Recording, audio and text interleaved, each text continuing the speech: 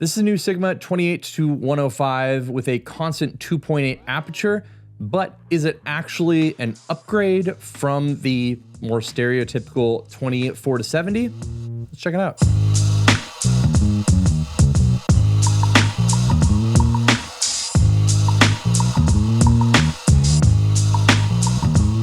Now, for disclosures, as always, this is going back to Sigma as soon as this video is posted. I don't get to keep it. They're not paying me. They're not seeing this video before it's launched, anything like that. But obviously, I have access to it before everyone else does.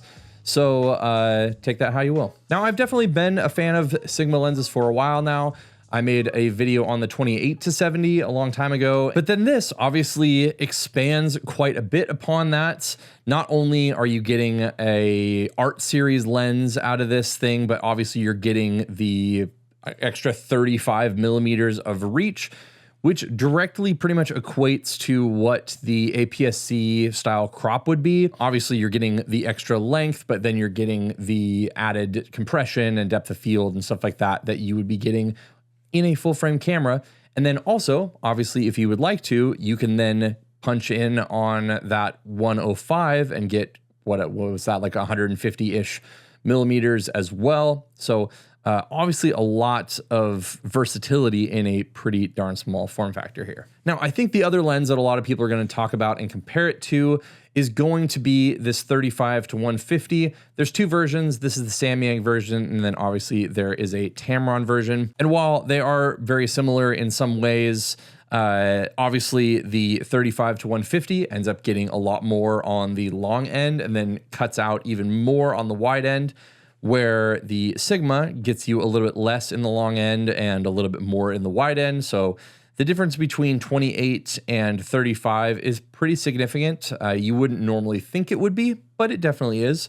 And then, I mean, to be fair, like the difference between 105 and 150 is also fairly significant. It's about the same actually in terms of how it actually works out to be. The difference between 70 and 105 is about actually the same in difference in kind of like actual field of view and stuff like that as the difference between 105 and 150 is. Now, the other thing about this is that this lens, the 35-150, also starts at f2, but when I'm using this for video stuff or even sometimes with photo stuff, that variable aperture does kind of throw things off a little bit. So a lot of times when I'm actually using it on video, I'm actually slapping this at 2.8 anyway, so that I don't have to change my exposure as I'm zooming in and out.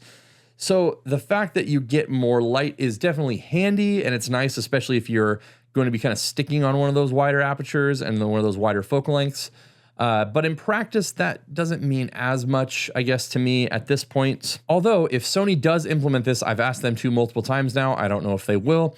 But Leica actually has a variable ISO setting that will shift as the lens stops down, or I guess stops down, whatever. As the aperture changes when you zoom in a variable aperture lens, they have it a setting on the SL2 system at least, that as you do that, your ISO moves up to compensate, so it's not messing with the shutter speed or anything as well, and you're not actually in an auto mode or anything, so you can still use that and get a consistent manual exposure. I would love for Sony to do that. I literally talked to them at Condo Trip about that in some of the feedback sessions and stuff, so if they can do that, that would be rad. Now, I will say both the Tamron and the Samyang versions are significantly heavier. The 28-105 here actually does come in at just under 1,000 grams. So 1 kilo, you're at 995. I'm sure it was a big thing for them to get it under that point. And it makes sense. Like, I obviously want to have the lightest lens possible. And when you feel it, it's actually pretty surprising. You would think that it weighs more than it does until you pick it up and you're like, actually, this is not that bad. Another interesting thing about this that a lot of people are going to notice, especially if they use other Sigma lenses, is that the matte finish is definitely a little bit different than some of their other lenses here. And it kind of mimics what the Sony camera bodies actually feel like. They have like an interesting kind of matte texture. The new lens definitely has kind of a feel as similar to that. I don't know if that's another thing that they were trying to weight save and get everything as low as possible there, but that would be my assumption. And it all feels really good. It's also an art lens, so you're going to be getting these custom function buttons. You have an aperture ring, declicked and clicked aperture. And then the last little cool feature, I'm not sure exactly what the macro reproduction ratio is, but at 105 millimeters, the minimum focus distance actually throughout the whole range, but all the way to 105 millimeters is 1.31 feet or 0.4 meters, which at full 105 millimeters is pretty close. So I wouldn't say that this is a macro lens at all, but for the vast majority of things that I do, definitely is going to be able to get close enough for most photographic and filmmaking kind of things. Especially on a body like either of these, actually, where if you're filming, you can pop it into APS-C crop mode and get a little bit closer. So definitely a nice little feature out of this thing. Now, as to the cons, there aren't a lot. The only things that I really ran into while I was using it, other than the fact that it's just a little bit bigger, one of the things that you can't really correct for in the bodies, at least like Sony doesn't let them do this, I don't believe at least, is going to be the distortion correction. Maybe they'll do that in the future. And for photography, does not matter to me because I already have the Lightroom profiles. I've installed them on my computer and those work just fine. So corrections in photo mode, totally not an issue. You definitely get a barrel distortion on the wide end. So at 28 millimeters, you're getting definitely some barrel distortion.